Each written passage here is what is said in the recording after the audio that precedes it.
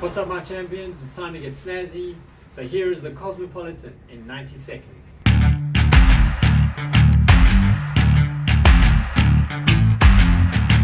So a couple of things to absolutely nail on the Cosmopolitan.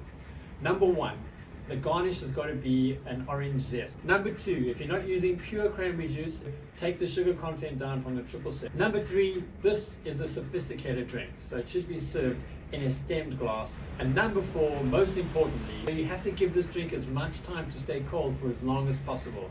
So you need to chill the glass while you prepare the drink.